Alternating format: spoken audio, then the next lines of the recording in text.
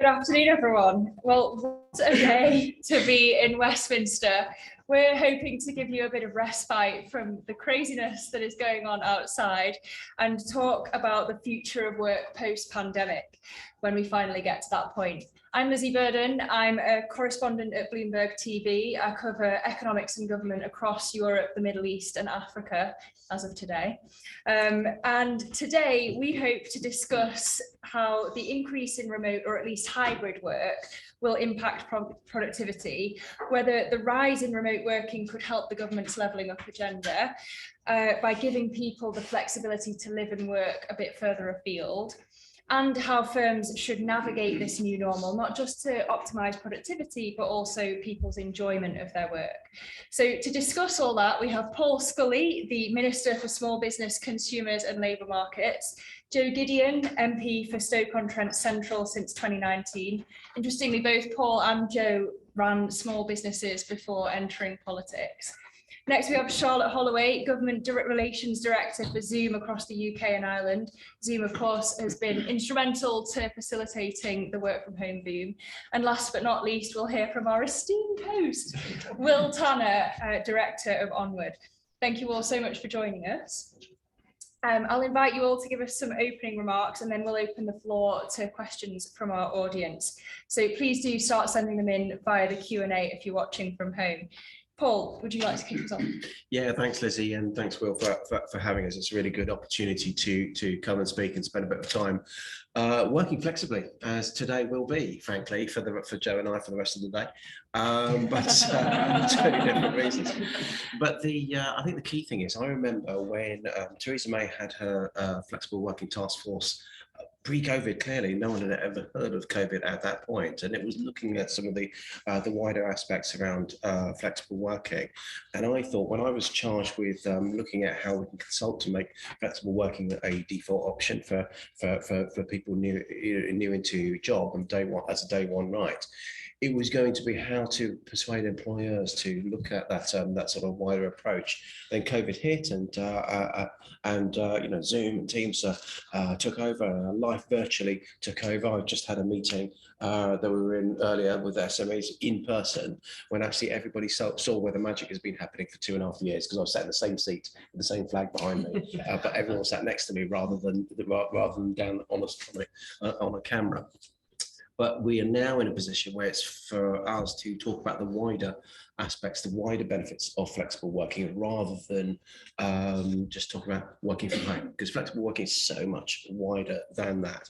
It's really important for individuals, because there are so many barriers that remain for people to get into work and to stay in work and stay in their careers. It may be about the cost of housing, especially here in London, in the middle of London, the cost of housing and the commute around the overheated housing market in the southeast. It might be about other responsibilities that individuals have, like caring duties, childcare duties, and in general, the lifestyle choices that they're making. So the bigger the range of flexible working options there are for individuals, the more likely it's going to help to keep them in the workplace in a productive career for a longer period of time.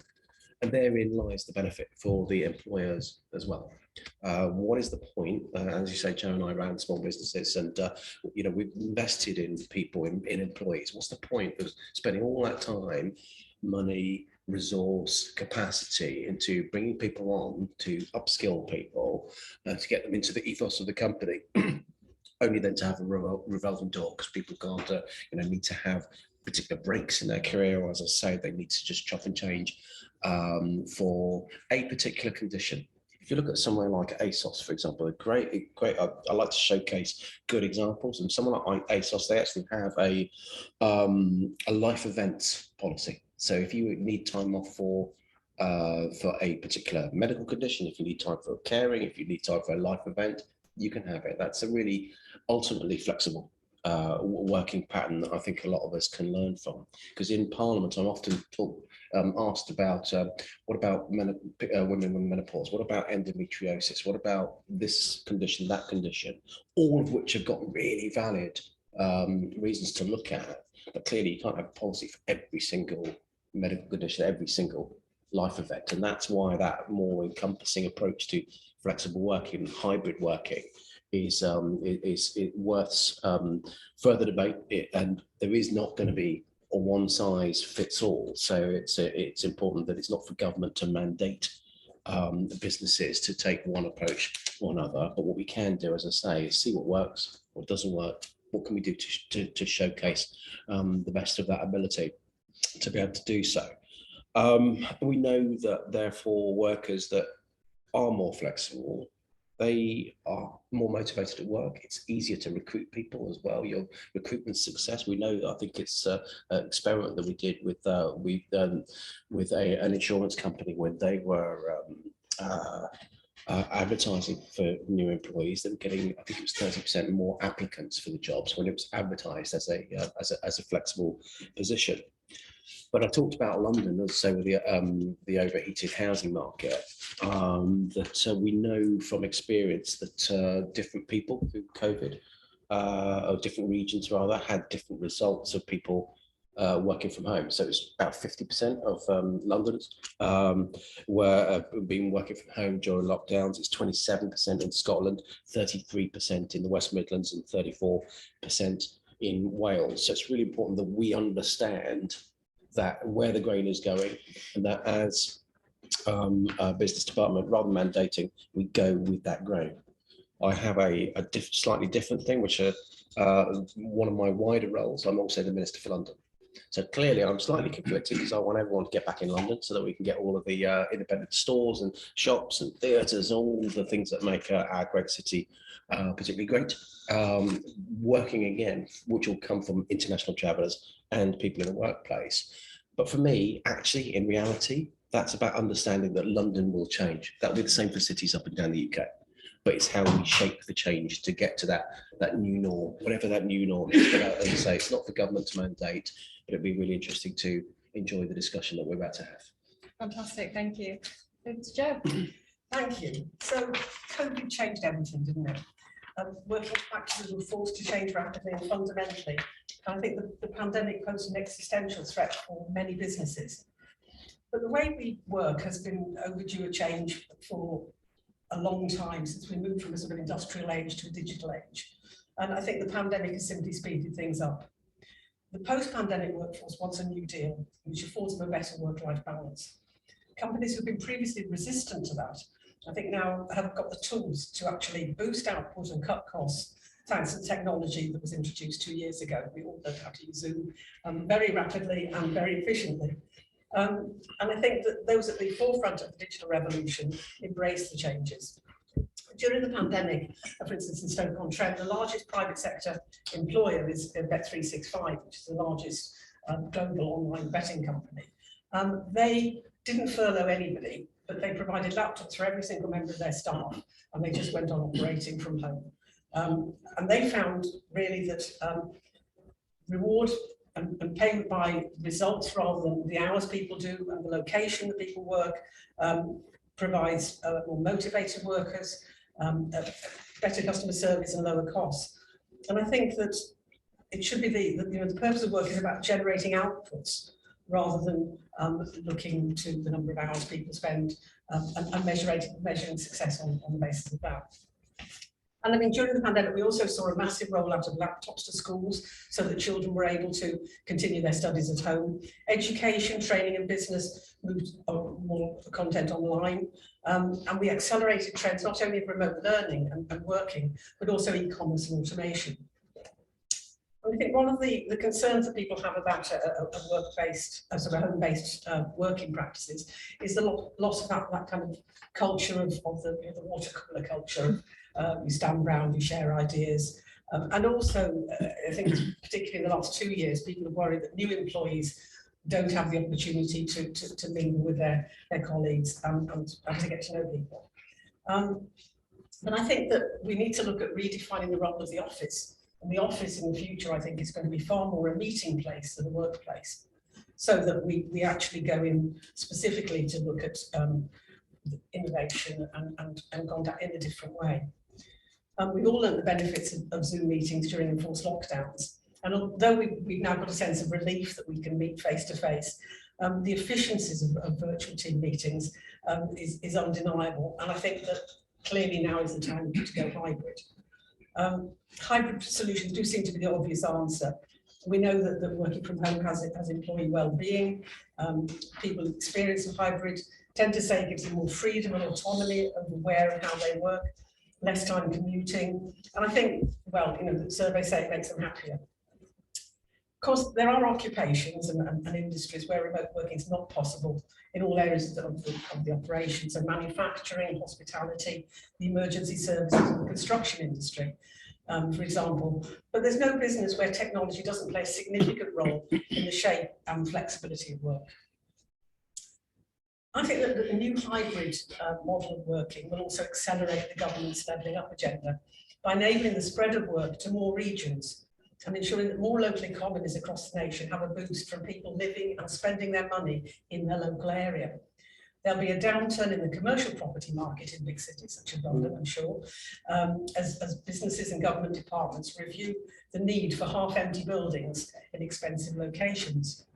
As a recent Onward research has shown, moving civil servants out of London to the regions can have a positive effect on growth and decision-making, bringing knowledge-intensive jobs growth in parts of the country that need it most.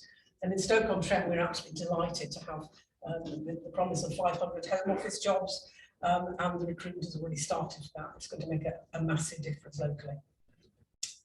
In a recent survey conducted by Zoom on the advantages of hybrid work, Stoke-on-Trent was identified as having the third highest increase in remote working job adverts between February 2020 and March 2022. This backs up our belief locally that Stoke is an example of business practices of the future. The benefits of cheaper accommodation and living costs whilst working in well-paid jobs has seen our local estate agents reporting buyers from Manchester and Birmingham as well as London looking at Stoke-on-Trent as an excellent base for hybrid working. Our rail links make this model of working where office-based work may only be necessary once or twice a week a feasible option. And recent successful levelling up bids will see a significant expansion in urban living for young professionals around the mainline station in the city centre. Not everyone who wants a hybrid working life wants to work from home. And we're also seeing the growth in shared workspaces, which allow hot desking in a neutral, business-friendly environment. In Stoke-on-Trent, this encourages the use of local hospitality and the footfall in the city centre. The growth in cafes and bars in recent months is a sign of this trend. Employers are struggling to recruit at the moment. Across every business sector, it's an employee's market. Smart businesses are recognising that salary alone will not entice new entrants to the workplace if it does not reflect their values and respect them as individuals. Leadership and management of the changing world of work needs to acknowledge this truth and create new patterns of working, which hybrid is a classic example. Fantastic. All right, over to Charlotte. Thank you, and thank you, Lizzie. Thank you to Onward. Zoom's really delighted to support today's event. We're particularly grateful to Paul, Minister, and Joe for taking time out today. We really do appreciate it, given everything going on. So, I won't give Zoom any introduction today, but I will say that our view as a company is that the UK has so many of the conditions in place to be a global leader in hybrid working. Yes, we've had a very difficult 2 years as a country, but what we've seen during this period is we have a lot of the foundational stones in place to capitalise on this new wave of hybrid working. I mean, Minister and I were saying before, the genie really is out of the bottle, and that will continue. As Joe has said, we're working out what the new normal looks like. We're really proud to work with some leading companies, businesses in this country and indeed internationally, who are implementing those tools and technologies, not just Zoom's meetings functionality, but the hybrid tools, Zoom phones, Zoom events, that next wave that we've seen companies start with the video conferencing element and then look at what comes next. So number one, we can and must seize on that opportunity for the UK to be a global leader in hybrid because of the benefits for levelling up and a number of other reasons. And we've been good at this stuff. A recent report that we had out showed that the UK actually has led the G7 in terms of SME adoption of Zoom's technologies during the pandemic. We recently launched a report called The Hybrid Advantage. Go to Zoom's website. I'm sure Onward will fantastically tweet it out if you want to do that, guys, where we do actually list, as Joe's mentioned, a number of places across the UK that have done staggeringly well in a rise of remote work, where those are companies using technologies like Zoom at their heart.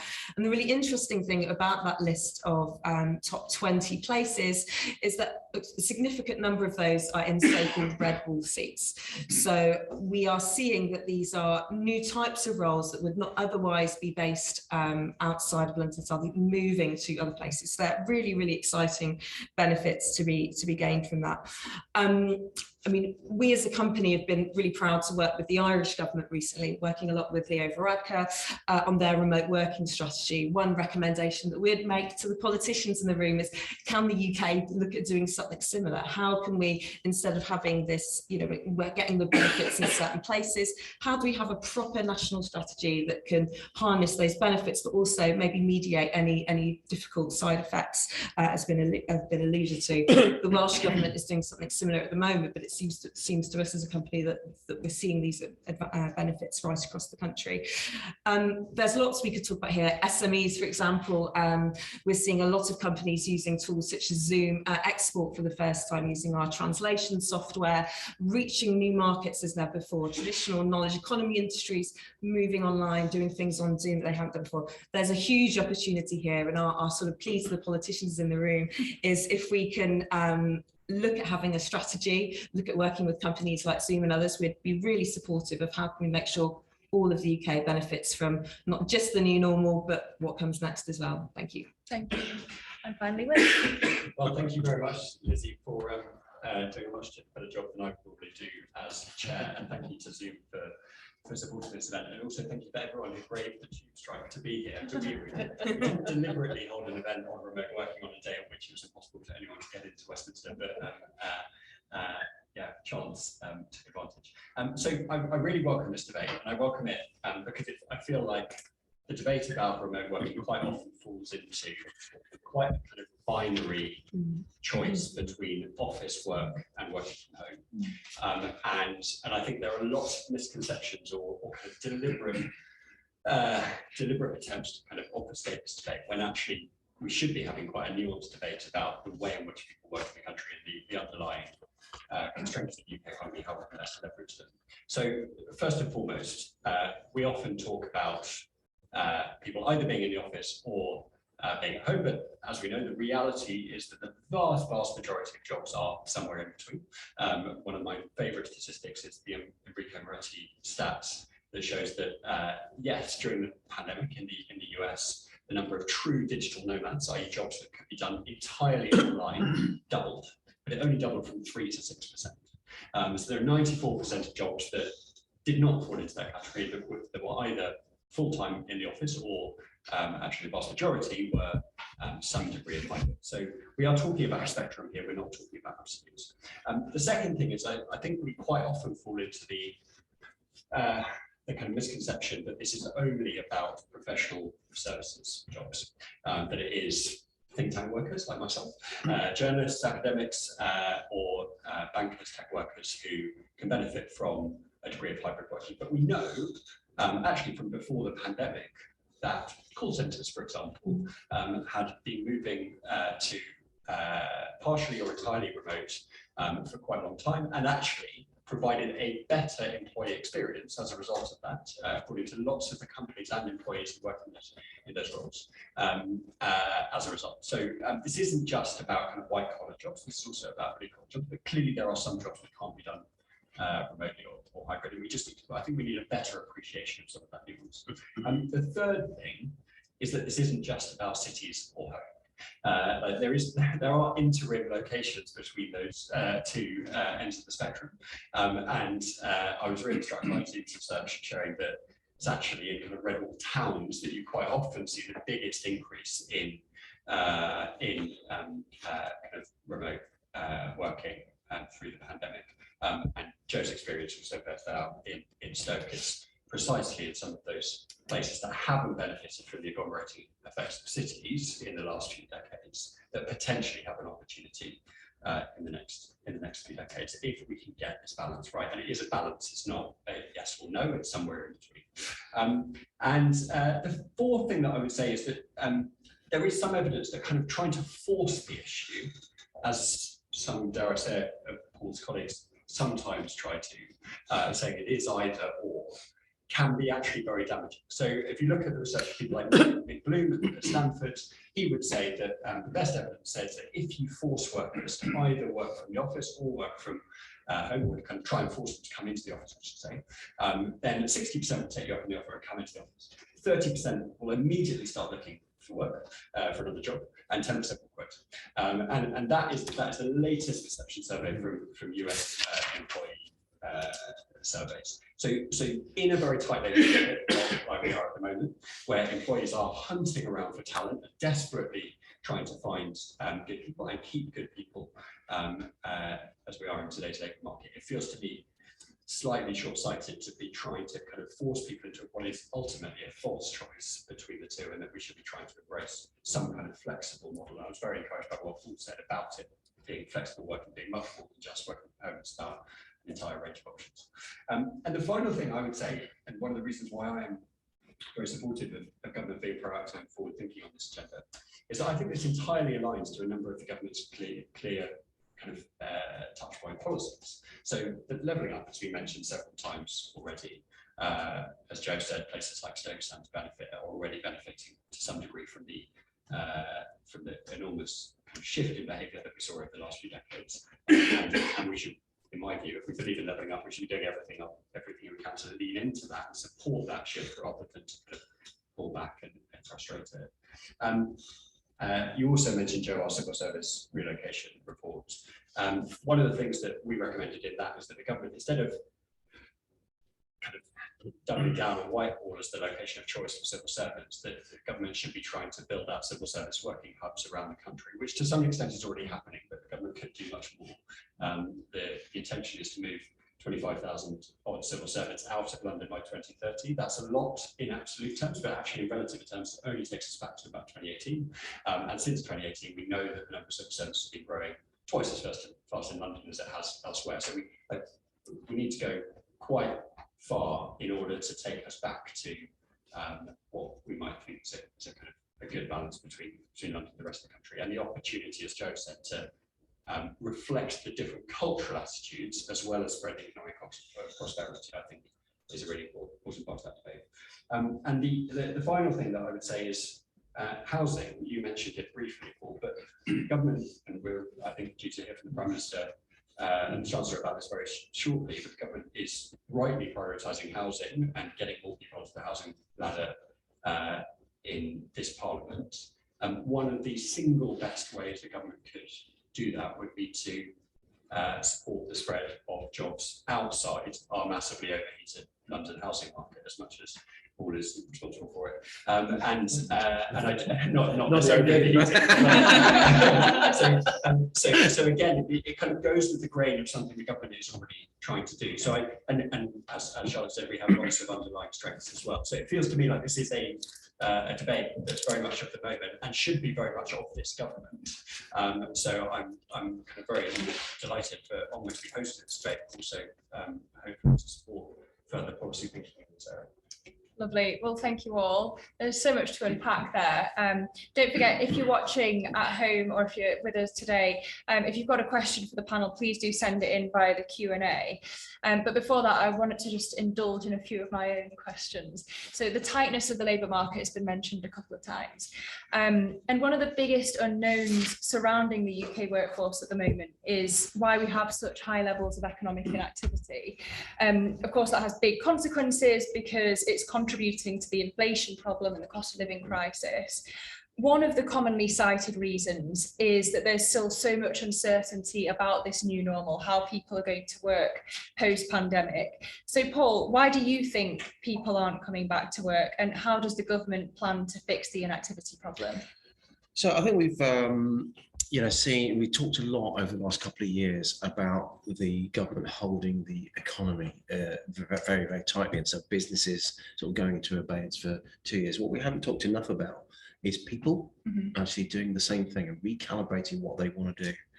So a lot of the staffing issues that we've had, shortages that we've had over the last few years, you can actually see if you just go around speaking to people. I have a traditional sweet shop in my constituency in Belmont in the south, and new guy took it over. I was chatting to him. He's done a fantastic job. He was chatting to the children as they were coming in from their sports days on Saturday morning, and said, "What did you used to do?" I said, "I was an HGV driver until a few months ago. The paying conditions was terrible." There was a hotel in Northamptonshire that came back from furlough when furlough was still at the tail end of that scheme. And the hotel brought 500 people back from furlough. 250 of them quit overnight on the spot because they've been working in the Amazon depot down the road on the M1. So clearly for them, they had been taking the view, I don't want to work in these particular conditions, this particular hours, whatever it is that is motivating them. So there's a lot of calibration coming there. There are some changes, obviously, that we put into during COVID in terms of universal credit claimants and the expectations of them about when they needed to see their work coaches as well, and so that we reduced the number of hours that they needed to be working before they saw them. So maybe there's something that we can look at through DWP to encourage people to actually get back involved in the economy in the first place, to be able to allow or help people work that aren't necessarily connecting with the work market, but importantly, work more hours that if they feel they can't for whatever reason, because they might be disadvantaged from that. So there's plenty of things that we need to do. But going back to just very quickly, the flexible working, because Will was talking about the different types. It's not just about hybrid, is there? I mean, I'm someone that ran some of my small businesses I was running from the back of my house and my back bedroom. Well, I run a consultancy dealing with corporate social responsibility. I have a small telecoms company. I've imported olive oil. I've done all manner of different things. But actually, working from my back room, I was able to do that because I had a reasonable size space. I could dedicate a small bedroom, turn it into a home office. Clearly, people are not able to do that. I've been on so many calls over the last 2 years where you see someone from their swanky house, home office, sitting there thinking, I don't care if I don't come back and I can go and play golf when I want to. You then get a young person, again, London, particularly the overheated housing market that we're talking about, when you can see them propping up a laptop in the bedroom, or they're in a house share or something like that, where just the conditions are not there. That's the flexibility that we need to have, but it's also flexibility beyond the hybrid stuff. When you talk about annualized hours or flexi time or compressed hours and job shares and these kind of things, so that you have a labour market that suits the expectations of people now. But I think we do need to work with people more who want to work more hours. Encourage them to be able to do so and match them up with the record amount of vacancies that we've got. And Charlotte, earlier Paul talked about the revolving door, and when I was reporting on the Great Resignation, one thing that I kept hearing from employers was that they feel that workers have less loyalty to them because they're not coming into the office as much, and it's easier to do an interview by Zoom, get offered a stonking great pay rise, and then go back to your employer and say, hey, I want a raise or I'm leaving. Do you think that this is going to be a problem, this loss of loyalty in the new normal? Because you've got the Governor of the Bank of England, Andrew Bailey, trying to stave off a wage price spiral by urging people to show restraint in wage bargaining. But how does that add up when you've got people coming back asking for a 25% raise after a Zoom interview?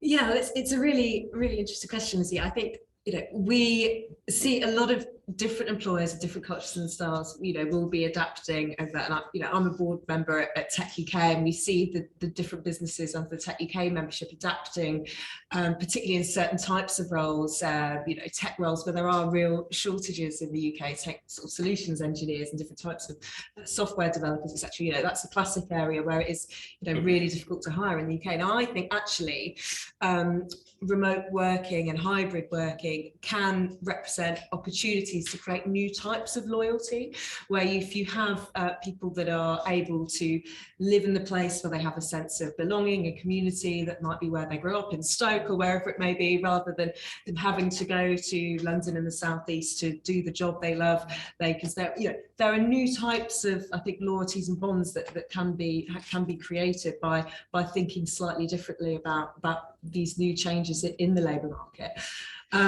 Yeah, I mean, it's that we're still seeing how this will pan out in a lot of different ways, but I think employers do need to be flexible. I think the issue Paul raised and yourself, Lizzie, about caring responsibilities, people at different stages of their life and different, there are all different things that are going to have an impact on an employee's loyalty looks like, and that it is as much about culture in organisations as it is about the legislation and the regulatory framework. I definitely want to come back to the care question. Will, given we're in this cost of living crisis, it's deepening, it affects the cost of commuting, it seems unlikely that lots of people are going to choose to return to the office unless they're forced to. But do you think that over time, as people move jobs, there'll start to be a gap in wages for people who are in the office versus working from home? So can I answer your question to Charlotte before I come on? I'm chairing Because the thing I wanted to say was that you're totally right that having virtual technology become more ubiquitous makes it easier for employees to, as you say, go and do an interview for another employer, use that as a negotiating chip with their own employer. But it also makes it easier for employers to widen their labour market and to expand the number of candidates that they are looking at, and that actually could be deflationary rather than inflationary if that pans out. I mean, actually, what you don't want is a load of employers with a very small number of candidates to choose from who are able to just continually bargain up wages. So I don't necessarily agree with the kind of hypothesis that Zoom is going to add to inflationary pressures. I think it might actually reduce them in net terms.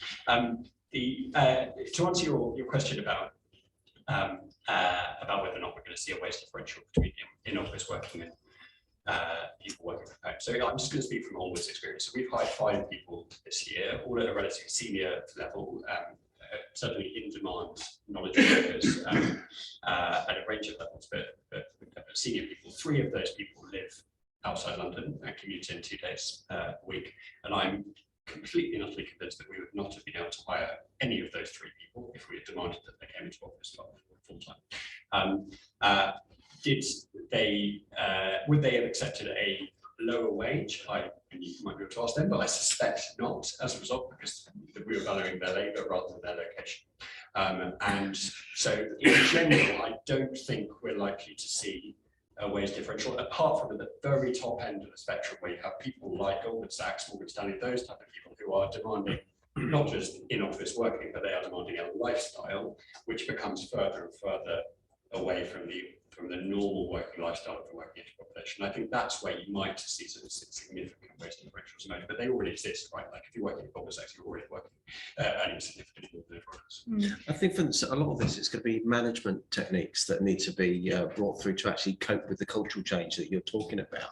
Because if you, I think, Joe, you talked about being output focused, and you're absolutely right. Something I've always done is trusted my employees. I don't really keep a record, when they was running business of what holiday they've had. If they're loyal and they're working and they want to, they've got an objective, let them get on with the task, trust them to do it, whether they're here, there, or wherever, as long as they're doing the job.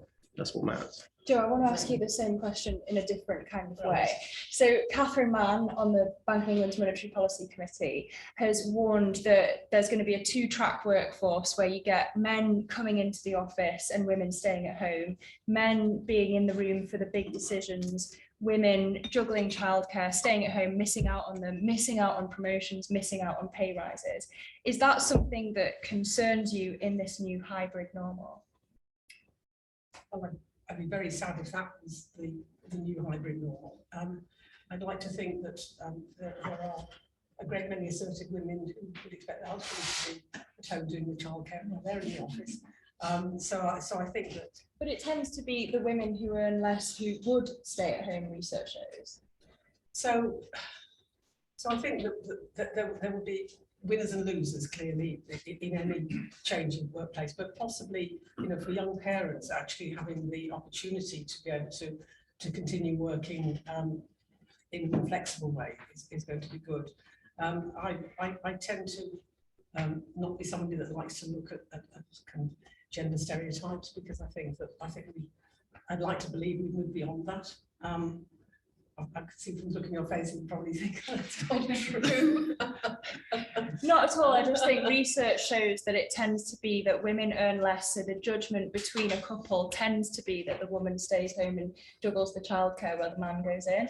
And I mean, it's interesting what Will just said, that actually the wage decision of employers shouldn't be based on the location of the employee, and therefore somebody working from home should actually be able to earn the same, so that there shouldn't be a difference. You're talking about a more fundamental gender pay gap, which is something that, whether it's hybrid working or not, you know, needs to be addressed, and that's a much bigger problem, but I think we shouldn't conflate the two. Yeah, I do wonder whether hybrid working will exacerbate the gender pay gap, as Catherine Mann was warning. Paul, Will has mentioned the civil service a couple of times. If the government acknowledges the benefits of remote working for levelling up, why is the government encouraging civil servants back to the office?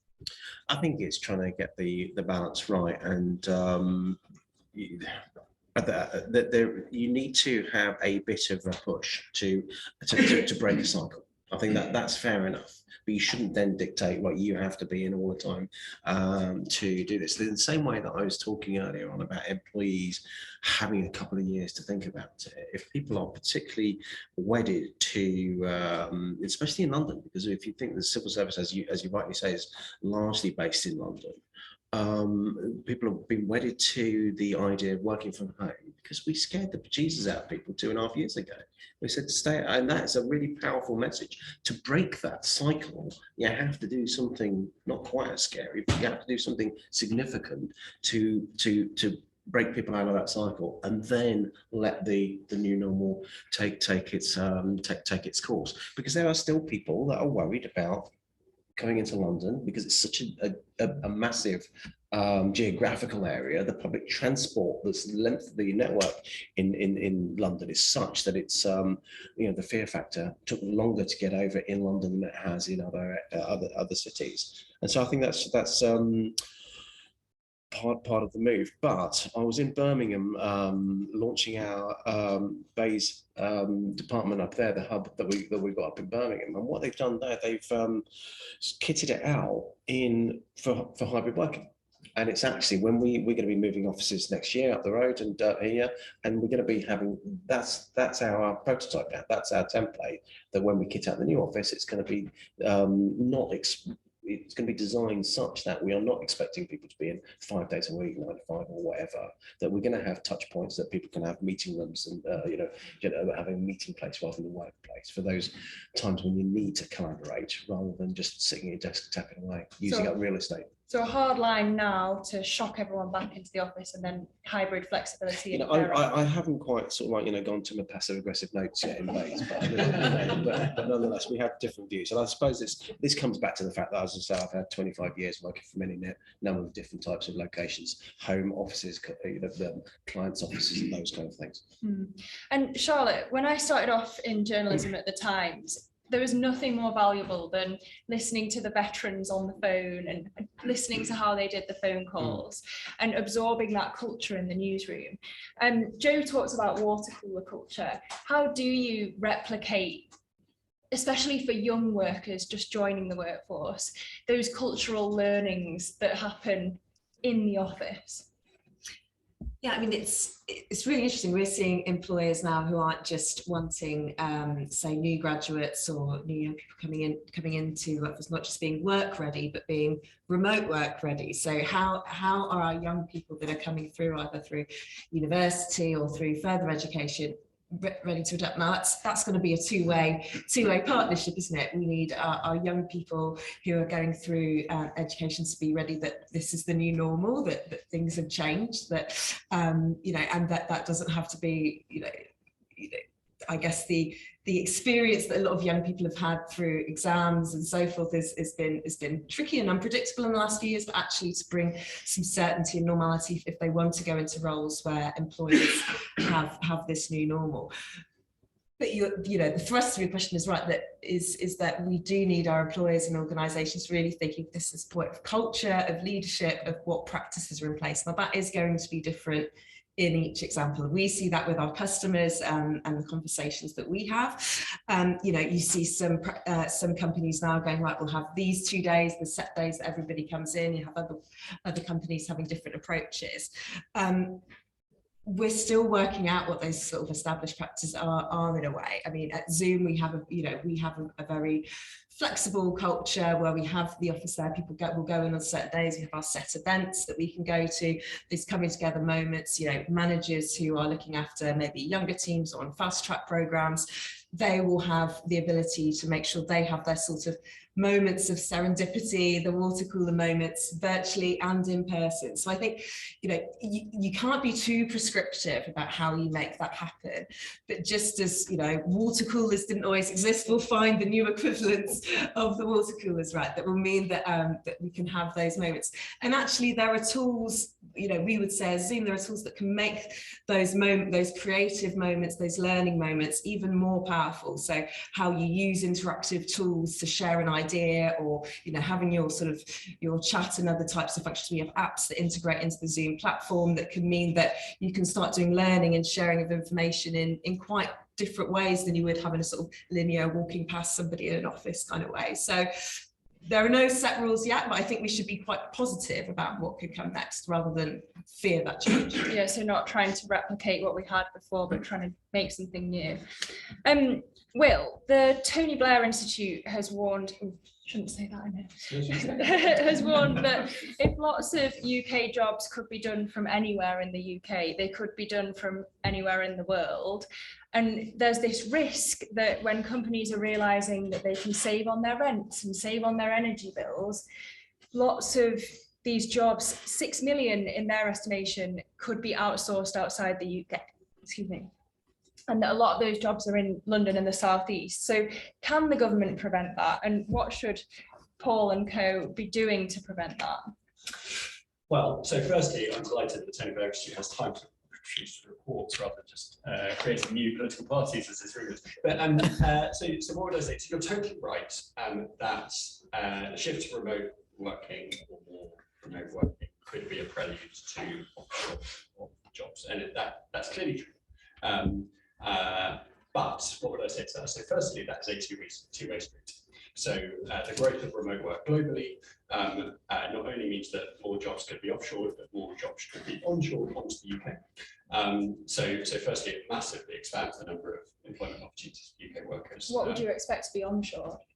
Well, like kind of all manner of job. I mean, you see tech jobs being onshored, including into places like Silicon Stoke and various others. If you talk to people from Grimsby Town, I was talking to the owner of who's a former tech entrepreneur who has a vision for Grimsby becoming essentially a hub for global tech talent to sell their wares to Bangalore and Silicon Valley and everywhere else. There's absolutely no reason why the UK can't be a hub for some of those type of jobs too.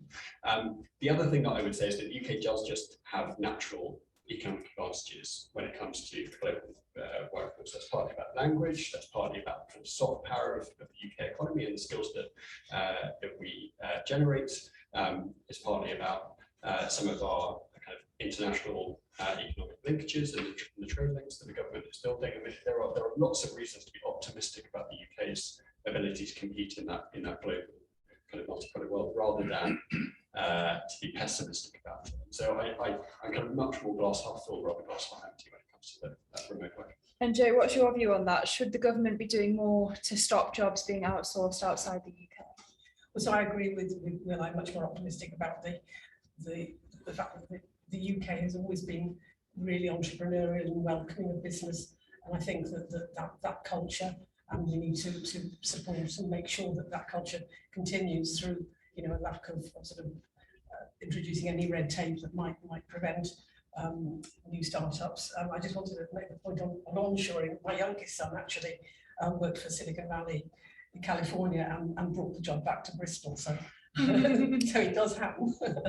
but definitely I think that, you know, that if we create the right culture in this country, then why wouldn't people want to base their workforce here? And we have the talent. So I'm much more optimistic than people are.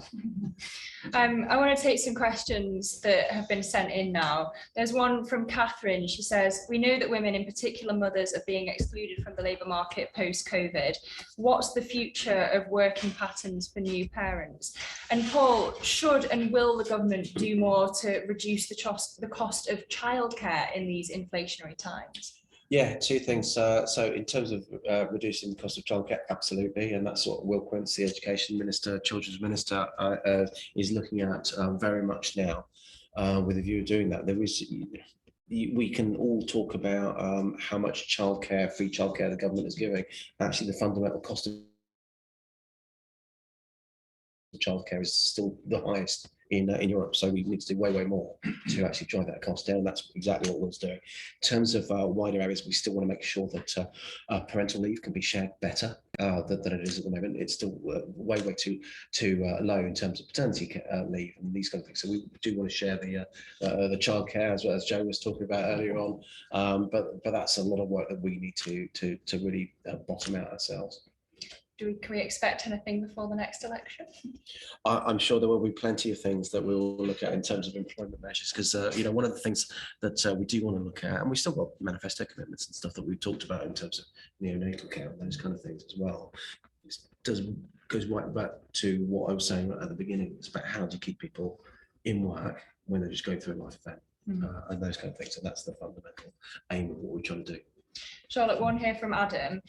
Are there any countries or cities who are doing a great job of supporting flexible or hybrid working, and what could the UK learn from them? Great question. I mentioned earlier what's going on in the Irish government at the moment. So you've got the Irish coalition government. Leo Varadkar is particularly passionate about the potential of remote working. So we've been really proud at Zoom to partner with the Irish government. They have a network of 400 remote working hubs, about 200 of those are live at the moment.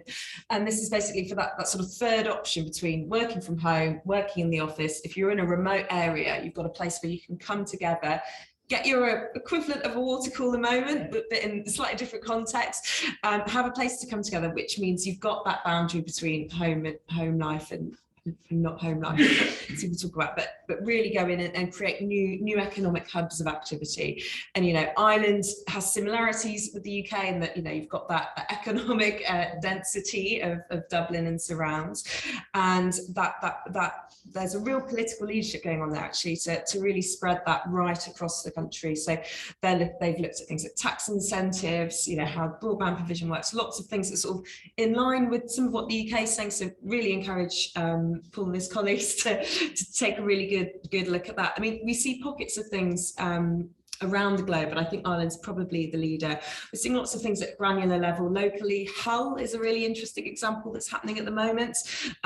Work Happy, Work Hull, which Zoom has been a partner of, trying to, you know, almost similar to the Grimsby example, how can you really shine a light on these sort of co-working spaces for people to come together and make remote working and hybrid working a real practicality in Hull, in these sort of post-industrial cities. So I think if you start piecing together some of these bits, piecing together what we've spoken about, you know, it was the first wave of onshoring, bringing jobs back to the UK, it's the second wave of onshoring the UK and taking them out of the London and into the more of the regions. You know, there's some really exciting things going on, but I think the UK is not about taking that strategy over that. I think the UK is so uniquely placed to pull that the UK can make this strategy pull, I would suggest. Well, not everything actually needs to be, I think you said it, didn't you, Charlotte, about not everything needs to be home or office. It's actually, you can always do hub and spoke stuff as well. I know so many of the shared workspace things. What can you do to have various teams working on the perimeter of a town or a city, and then going into the middle of the city when they actually need to, on those the meeting type thing. So there's lots of different ways of operating rather than just having someone popping on the laptop that I was talking about earlier. There's one here from Will, which I will put to you, Will. Is there a different two-track system developing between the private and public sectors on flexible working? If the public sector isn't able to offer the flexibility that the future workforce looks for, is there a recruitment crisis formulating down the line? So I think there is definitely a risk to the public sector if it weds itself to a model that the labour market no longer wants, or the workforce is less inclined to support. And so in short, I do fear that could be the case. I do think the government's civil service relocation plans take us some degree of the way there. So obviously it's a huge amount of headlines about passive aggressive notes on desks, etc. But actually, if you look at what HMRC is doing, if you look at what the Home Office is doing in places like Stoke, there is a movement towards more not remote work, but more decentralised work away from Whitehall, and that is a good thing. We need to double down on it, and actually we need to go quite far, even to take us back to when we were over kind of 5 or 6 years ago, because both Brexit and the pandemic have been hugely centralising events.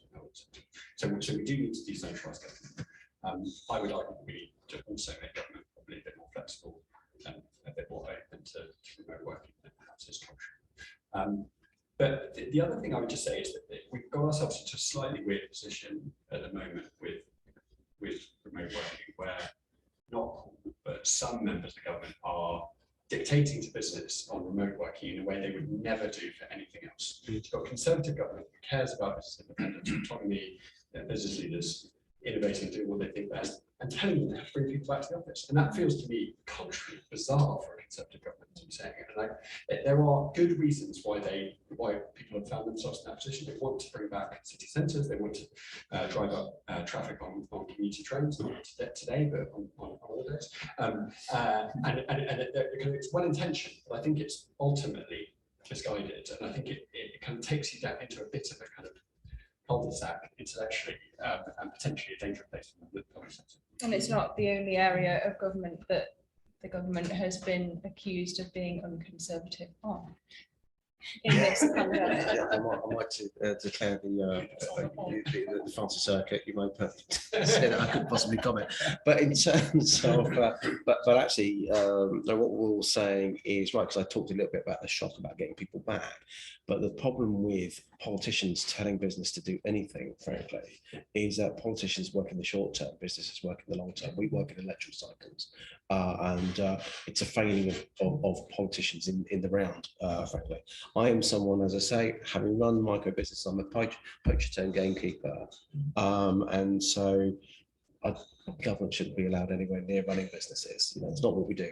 Frankly, we just we roll the pitch and let businesses create jobs, create opportunities, create wealth. Yeah. And I think that's been a challenge because of the pandemic.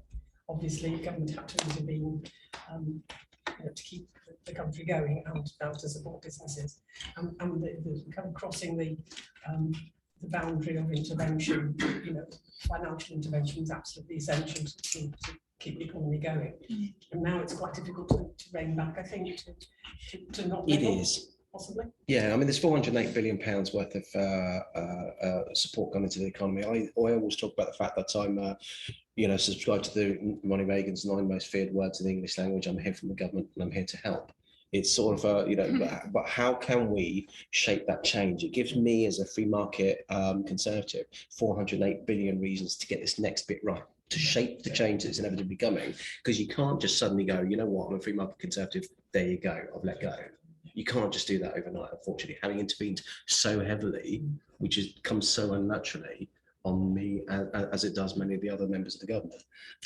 But it's now how to learn to let go, get back to that over a sensible timescale. And what is that timescale in your mind that you can start being less interventionist? Well, to be fair, before there was a war on the board, in Europe, with the extra headwinds that are coming in through cost and inflation, I thought we were going to be going through the gears now, but clearly that's just not possible. So we need to. you know, we don't want to make it medium and long term, but we just got to be sensible and respond to the headwinds accordingly, rather than actually how we would like to do it, everything in theory.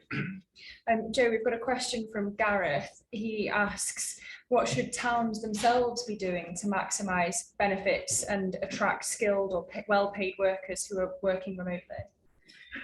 It's a very good question. So I think making towns attractive is on a number of levels.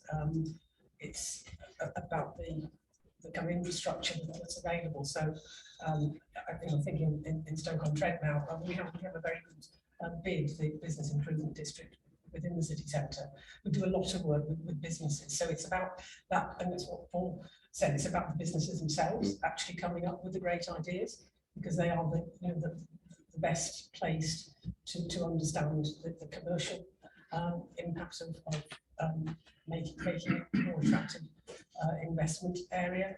I do think that there is a time lag between, and I've noticed this in Stoke, things are starting to happen now that have happened in other parts of the country a while ago, and that's, in a sense, what levelling up is all about. So it's taking a while, but actually, It's only a great new MP. I mean, actually, the problem is, and it's an opportunity, because in places like Stoke, we think that we don't want to just catch up, we want to be ahead of the game. So the vision that the city has is very much around, we founded ourselves as the litmus test for levelling up agenda, but we have a really ambitious Silicon Stoke agenda, which is about gigabit capability, and Stafford University has the highest number of gaming students in the country. So we want to be doing the cutting edge of technology, and so actually the way you define yourself as a city, which comes through all the kind of key decision makers, the council, the business community, the community itself, is really important to have that vision. Are there any questions in the room? So. Hi, I'm Charles Cullen. I'm one of the senior management team at Lancaster University, and I run our hybrid working project for our professional services, which effectively is to skills and service. One of the things the panel's not mentioned is sustainability.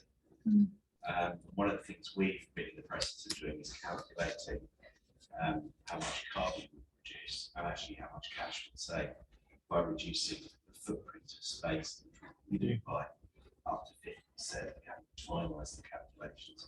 Obviously, there are trade-offs, because when people work at home in the UK climate, particularly up in Lancashire or Cumbria, where I live, then they're going to have the central heating. But it is going to reduce their commute costs as well, which helps towards the cost of living crisis. And obviously, that helps reduce the carbon as well. So I think that's a very, very important point to sort of underline as well.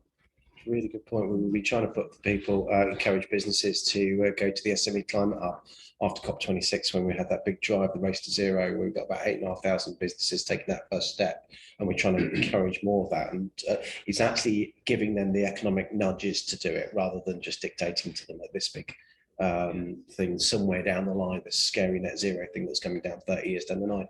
Just interestingly though, you say you're from Lancaster, because I was in Lancaster last year. One of the best examples that I've seen in my 2 years of this job is when I saw it's the council's, I think it was their old adult social services building that they've changed into a digital startup hub. Brilliant. There's a guy there that I was speaking to, and he said, he's got a global footprint in a few countries doing his digital marketing. And he says, you know what, I'm from Lancaster, I've got enough talent, I can recruit it, I can work remotely when I need to, bringing people in. I don't need to move to Liverpool or Manchester. Didn't mention London. It was Liverpool and Manchester. He could set it up his successful business in his hometown. If that's not what levelling up is all about, and the sustainability, then that's perfect. Now, we're having an event on the future of work. There's someone's job that we're very interested in the future of. Paul, I'm a journalist, you've got to let me. I thought I was coming on Bloomberg later. Is Boris Johnson's job safe, and will he lead the Tories to the next election? Boris will win the vote of no confidence today. And yeah, look, I mean, this is a guy that has got us through the stasis of Brexit. He's got us through the best vaccination rollout in the world. He's leading the international response to the war in Ukraine at the moment. He's getting all these big things right. Now there are still a lot of fights that are being having. There's obvious outrage around Partygate and those kind of things. Totally understandable. But there's also an extra layer of political expediency. The Labour Party have all been charged today not to go on the airways, just to let us do their dirty work for them. I'm not going to let that happen. And there are also just the different factions, different teams rerunning old battles. And we all know that a party divided is a party that does not win. So that's why we've all got to pull together. So I've got confidence. Joe, will they lead the Tories to the next election? Well, you heard it from Paul. I haven't got the crystal ball, so I can't. No, none of us can answer that. But all we know is, it's important that we move forward. Well, thank you for letting me get away with that. Thank you for all the questions that were sent in, and to our panel, Charlotte, Will, Paul, Joe, and of course to Onward for having us with you. Thanks. Thanks, Liz. Thank you, Lizzie.